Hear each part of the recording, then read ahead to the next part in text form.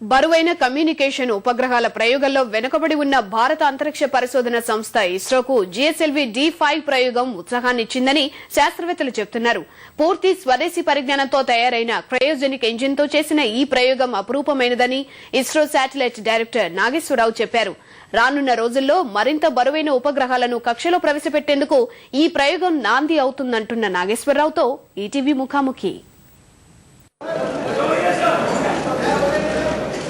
ఇప్పుడు కమ్యూనికేషన్ శాటిలైట్స్లో భారత్ వచ్చి చాలా వెనకబడినటువంటి ఒక పరిస్థితిలో ఈ జిఎస్ఎల్వి D5 ప్రయోగం ఏ మేరకు ఉపయోగపడుతుంది? మనకి చాలా శాటిలైట్ రెడీగా ఉన్నాయి లాంచ్ చేయడానికి. 3 సంవత్సరాలు క్రయో స్టేజ్లో we are not able to launch కాబట్టి అవన్నీ బ్యాక్లాగ్లోనే. ఒకసారి ఇది అయితే చైర్మన్ చెప్పినప్పుడు ఎవ్రీ 6 months 9 months ఫస్ట్, తర్వాత మేబీ ఎవ్రీ 4 months 5 months ఒక వెహికల్ వస్తుంటే every flight we can put something like 20 transponders. Put దీంట్లో experimental flight లో put 14 transponders, 12 plus 2. Future లో increase చేసి we can go up to 20 transponders. So maybe next 2 years లో we can build full requirement of our own country. We can make our own transponders and populate full. Communication satellite లో భారత్ స్వయం సమృద్ధి సాధించాలంటే ఇంకా ఎన్ని సంవత్సరాలు పట్టొచ్చు? దీనికి ఎంత సుదూర ప్రయాణం ఉంది అని డిమాండ్ పెరుగుతా ఉంది. జిఎస్ఎల్వి రాకెట్ కనుక సక్సెస్ఫుల్ గా అయింది కాబట్టి ఇప్పుడు నెక్స్ట్ 2 to 3 years మనకు కావాల్సినంత కెపాసిటీ మనమే బిల్డ్ చేసుకుని ఈవెన్ బయట వాళ్ళకి అమ్మడానికి కూడా రెడీగా చేయొచ్చు. అని సాటిలైట్లు చేయొచ్చు. మన దగ్గర అంతా కెపాసిటీ ఉంది. ఈ ప్రయోగం పూర్తి స్వదేశీ పరిజ్ఞానంతో రూపొందినటువంటి ప్రయోగం. ఈ ప్రయోగం వలన మనం మాస్టరీ సాధించినట్లు భావించవచ్చు. పోతే ఇది తొలి అడుగుగా భావించాలి. ఇది కరెక్ట్ గా ఫస్ట్ స్టెప్. దీంట్లో నెక్స్ట్ స్టెప్ వచ్చేసి C-25 ఇంజిన్ వస్తే దాంట్లో 3500 నుంచి 4000 kg క్లాస్ సెటిలైట్ వస్తుందంటే ఇప్పుడు దీంట్లో 12 ట్రాన్స్పాండర్స్ ఉన్నాయి. 12 plus 2 KE బ్యాండ్ ట్రాన్స్పాండర్స్ ఉన్నాయి.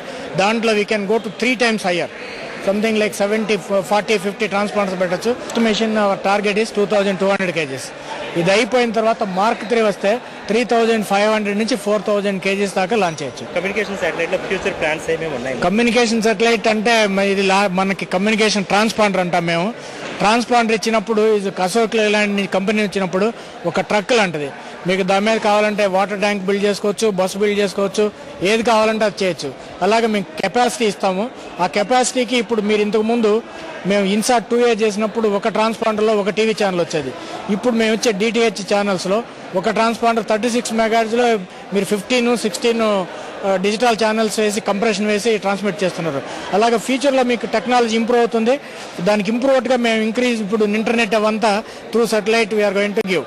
సో హయ్యర్ కెపాసిటీ ఫటాఫటా మీకు డౌన్లోడ్ చేసుకోవచ్చు. ఇస్రో మీద ఒక అభిప్రాయం ఉంది. వాళ్ళు ఫస్ట్ వచ్చి హెవియర్ శాటిలైట్స్ని తీసుకెళ్ళగలిగేటువంటి రాకెట్స్ని వాళ్ళు బిల్డ్ చేయకోకుండాను ముందు శాటిలైట్ బిల్డ్ చేసి తర్వాత రాకెట్స్ని బిల్డ్ చేస్తున్నారు. ఇవి రెండింటిని వాళ్ళు అనుసంధానం చెందారన్నటువంటి విమర్శ ఉంది. దీనికి మీ సమాధానం? లేదు, అలా ఏం లేదు. చైర్మన్ గారు చెప్పినట్టు 2200 kgsకి లైన్డ్ అప్ నెక్స్ట్ 5-6 శాటిలైట్లు ఉన్నాయి. తర్వాత కెపాసిటీ మనకి ట్రాన్స్పాండర్ ఒక సైడ్ దేశంలో కెపాసిటీ కావాలి. కెపాసిటీ లేకపోతే హైర్ చేయాలి వేరే కంట్రీస్ నుంచి. దానికోసం we have to quickly go for bigger satellite. అది మనకి ఇమ్మీడియట్గా లేదు. బట్ మార్క్ 3 వచ్చిన తర్వాత mark 3 will be sufficient. Will be making satellite which will be launched only by mark 3 and mark 2. అత్యధిక బరువు గల సాటిలైట్స్ తీసుకెళ్లగలిగే మార్క్ 3 యొక్క ప్రోగ్రెస్ ఎంతవరకు ఉంది? ఇంజిన్ టెస్ట్లు అయిపోయిన 2. ఈ ఇయర్కి they continuously they want test. Maybe ఇంకొక ఇయర్లో they will build the stage. ఇప్పుడు ఈ సంవత్సరం ఎక్స్ మిషన్ వస్తుంది. సో దాంట్లో ఫస్ట్ స్టేజ్ బూస్టర్స్ డమ్మీ మీద టెస్ట్ చేస్తారు. నెక్స్ట్ క్రయో స్టేజ్ రెడీ అయిపోతే 2 కలిపి లాంచ్ చేస్తే will go to 4000 kg class satellite.